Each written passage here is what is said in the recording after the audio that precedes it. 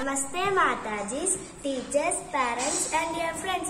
Today we are very happy to celebrate Azadi Ka Amrit Mahotsav, commemorating the 75th anniversary of Indian Independence Day. Today is a glorious day in the annals of Indian history when India became free from the clutches of British imperialism. It is day of great joy for every Indian. There are year-long celebrations going on all over the country. Today, we the children of Ramakrishna Sharada Vidyalaya are very proud to be part of this event. Our sisters love will present before you their love and loyalty to the country in the form of patriotic songs, speeches, etc. Thank you.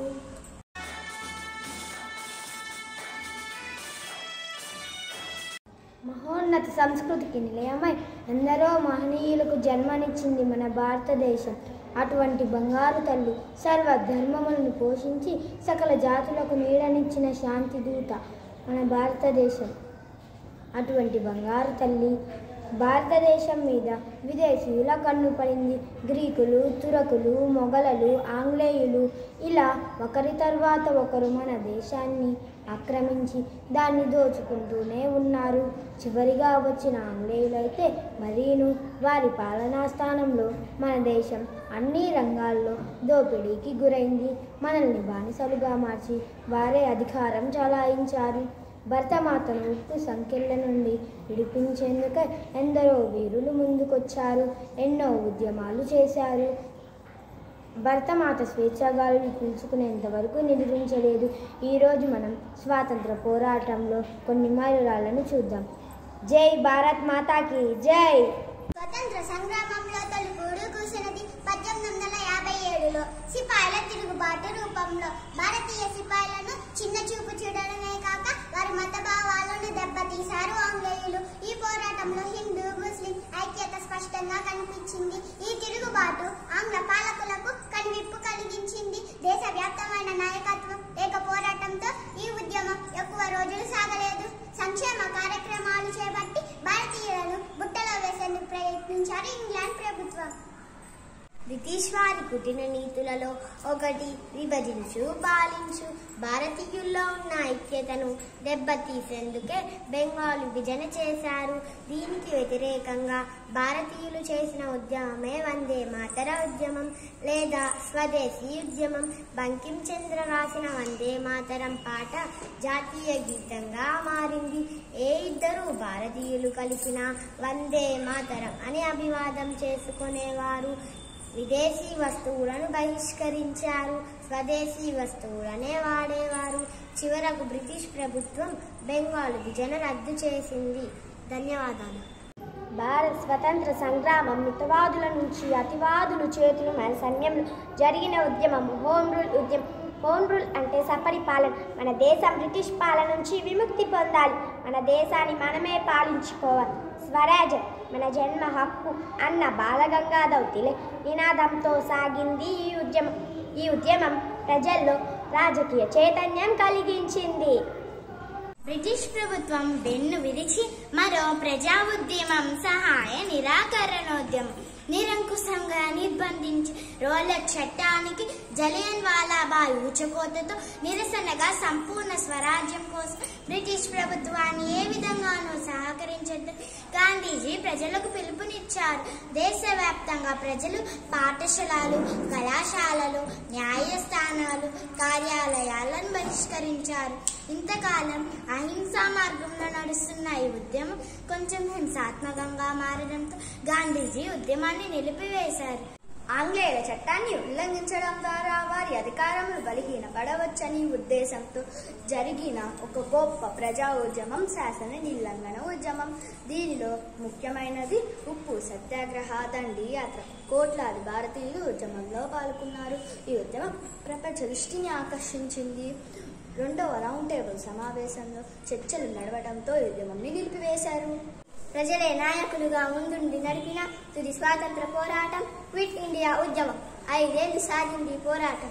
బ్రిటిషర్ల నిరంకుశ పాలనకు చరమ గీతం పాడి భారత మాతకు దాశ శృంఖలాల నుండి విముక్తి కలిగించింది. Do or die, విజయమో వీర స్వర్గమో అన్న మహాత్మా గాంధీ పిలుపునందుకొని దేశమంతటా ప్రజలు ముందుకు వచ్చారు. ఈ ఉద్యమ విశేషం ఏమంటే బ్రిటిష్ వారు నాయకులను పలు చోట్ల జైల్లో పెట్టినా ఏం బెదరకుండా ప్రజలే స్వయంగా ఈ ఉద్యమాన్ని నడిపించారు. క్విట్ ఇండియా, భారత్ ఛోడో అంటూ భారతీయులు చేసిన గర్జన బ్రిటిషర్ల చెవిలో మారుమోగింది. భారతదేశాన్ని ఎక్కువ రోజులు పాలించడం తమ వల్ల కాదని గ్రహించారు. రెండో ప్రపంచ యుద్ధం ముగిసే నాటికి ఇంగ్లాండ్ రాజకీయంగా ఆర్థికంగా బలహీనపడింది.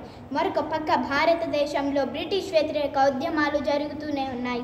వీటినన్నిటిని దృష్టిలో పెట్టుకొని భారతదేశానికి త్వరలోనే స్వతంత్రం ఇచ్చేందుకు వారు సుముఖత చూపారు. చివరకు 1847 ఆగస్టు 15న స్వతంత్ర భారతదేశం వెలసింది. ఎందరో వీరుల త్యాగఫలం మన నేటి స్వేచ్ఛకు మూలధనం కనుక వారందరికీ జోహార్లు అర్పిద్దాం. వారు చూపిన బాటలో నడిచేందుకు ప్రయత్నిద్దాం.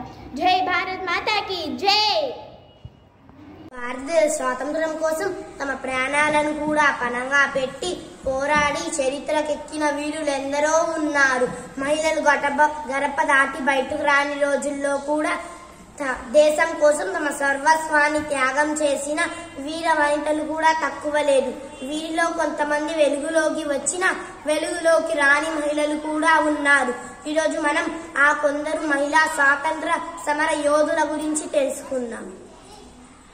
బిడ్డను భుజాన కట్టుకొని కత్తి పట్టి కథన రంగంలోకి దూకి శత్రువులు వెన్ను వణికించిన సాహస రాణి ఝాన్సీ లక్ష్మీబాయి. జై ఝాన్సీ లక్ష్మీబాయి, జై భారత్ మాత.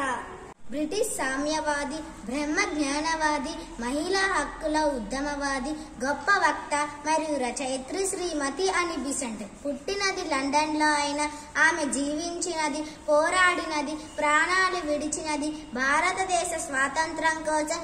జై అని బిసెంట్. జై భారత్ మాతాకి జై. దేశం కోసం సమయాన్నిచ్చిన వారున్నారు, ధనాన్ని వెచ్చించిన వారున్నారు, ప్రాణాలు సైతం అర్పించిన వారున్నారు. హృదయాన్ని ఇవ్వగలిగినది ఎంతమంది? సోదరి నివేదిత ధనాన్ని ఇవ్వలేదు, ఆమె పేదరాలు. తన సమయాన్ని, తన ప్రాణాలను అన్నింటినీ ఇచ్చి తన హృదయాన్ని ఇచ్చింది. ఆమె భారతదేశంలో జన్మించకపోయినా 16 అణాల భారతీయురాలిగా జీవించింది. భారతదేశాన్ని నివేదిత ప్రేమించినంతగా మరే భారతీయుడైనా ప్రేమించాడా? సన్నతి సందేహాస్పదమే. జై నివేదిత, జై భారత్ మాత. నేతాజీ స్థాపించిన ఆజాద్ హింద్ ఫౌజ్ మహిళా దళాల్లో చేరి కెప్టెన్ హోదా పొందిన కాన్పూర్ వాసి లక్ష్మీ సెహగల్. జై జై కాన్పూర్ వాసి లక్ష్మీ సెహగల్. జై భారత్ మాత. అక్షరాలని ఆయుధాలుగా మలచుకొని స్వతంత్ర సంగ్రామంలో పోరాట పటిమను రాజేసిన అక్షర శిల్పి కుందల కుమారి సభర్. 16 ఏళ్ల వయసులోనే క్విట్ ఇండియా ఉద్యమంలో పాల్గొన్న ధైర్యశాలి బీహార్ కు చెందిన తారకేశ్వర సింహ. జై తారకేశ్వర సింహ. జై భారత మాత.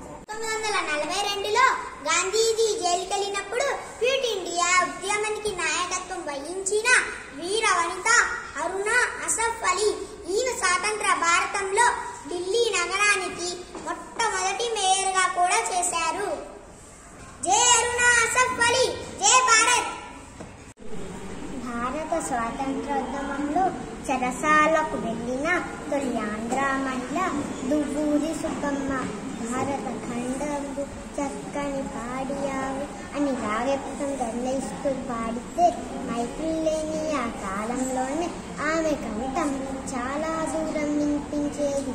మాటలతో పాటలతో అందరినీ ఆకట్టుకుంది దువ్వూరి సుబ్బమ్మ. ఆమెను చెరసాలలో బంధించి క్షమాపణ పొందితే గాని వదిలిపెట్టమని బ్రిటిష్ అధికారి అన్నప్పుడు నా కాలి గోరు కూడా ఆ పని చెయ్యదని నిర్భయంగా పలికింది మన దేశ బాంధవి దువ్వూరి సుబ్బమ్మ. జై దువ్వూరి సుబ్బమ్మ. జై భారత్ మాత. చిన్నతనంలోనే తన చేతి బంగారు గాజులను మహాత్ముడికి వీరాలంగా ఇచ్చింది. టికెట్ లేదని నెహ్రూ గారిని సైతం గేట్ వద్ద ఆపింది. నిర్బంధ ఆంగ్ల విద్యా విధానానికి ఎదురు తిరిగింది. పలు స్వాతంత్ర ఉద్యమాల్లో పాల్గొన్నది. మన తెలుగు మహిళ దుర్గాబాయి దేశ్ముఖ్. భారతదేశానికి చెందిన గాంధేయవాది స్వతంత్ర సమరయోధురాలు ఉషా మెహతా. క్విట్ ఇండియా ఉద్యమ సమయంలో సీక్రెట్ కాంగ్రెస్ రేడియో నడపడంలో కీలక పాత్ర పోషించారు ఉషా మెహతా. ఉషా కొంతమంది మద్దతుదారులతో కలిసి గాంధీ ఇచ్చిన సందేశాలతో పాటు వివిధ ముఖ్యమైన నాయకుల ప్రసంగాలను రేడియోలో ప్రసారం చేసి ప్రజలను చైతన్యపరిచేవారు ఉషా మెహతా. జై ఉషా మెహతా, జై భారత్. Thank you. భారతదేశ స్వాతంత్రం కోసం బ్రిటిష్ ప్రభుత్వానికి వ్యతిరేకంగా పోరాడిన తొలి భారతీయ రాణి చెన్నమ్మ ఒకరు. బ్రిటిష్ వారికి వ్యతిరేకంగా పోరాడి తన రాజ్యాన్ని కాపాడుకోవడానికి ప్రయత్నించి యుద్ధ రంగంలో మరణించింది రాణి చెన్నమ్మ. జై రాణి చెన్నమ్మ, జై భారత్ మాత. ఇలా ఎంతో మంది వీర వనితలు దేశ స్వాతంత్ర సంగ్రామంలో పోరాడారు. వీరందరికీ మన జోహార్లు.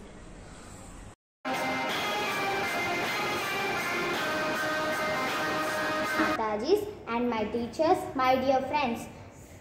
Now I am telling about Atmanirbhar Bharat.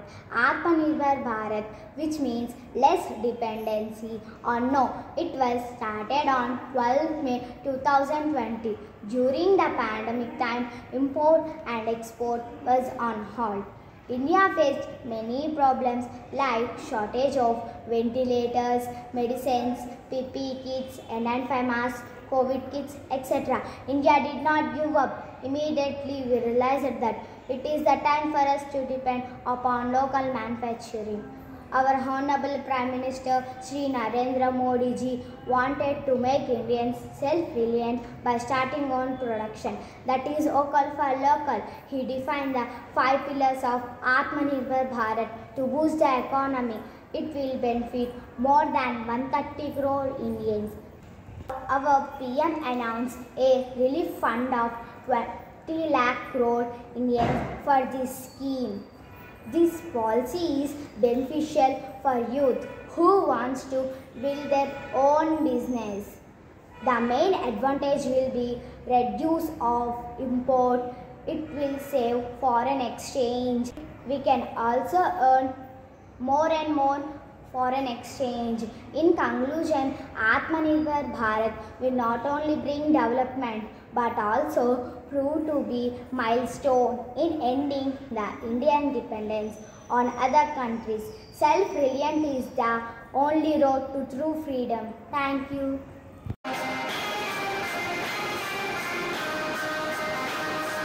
Very good morning to one and all. My name is Anusha. I am studying 5th class in Ramakrishna Sharada Vidyalaya.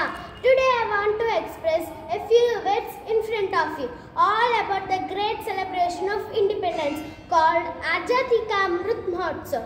While celebrating this Amrit Mahotsav, we Indians will once again turn the page of our history and know in detail about all the important events, movements and great revolutionaries during the freedom struggle. Due to this Mahotsav, we all have got this golden opportunity that we will also be able to know about the freedom fighter who are lost somewhere in the history. The great effort of our Honorable Prime Minister is highly commendable. His vision of making this Mahotsav a nationwide festival is really praiseworthy. The pillar of this Amrit Mahotsav is that every citizen of India should know about all the untold incident of freedom struggle. It is a Honorable 130 crore Indians will participate in this Mahotsav. Jai Hind. Thank you. We patriots love the race which has done such great things for us in the past. We need a band of faith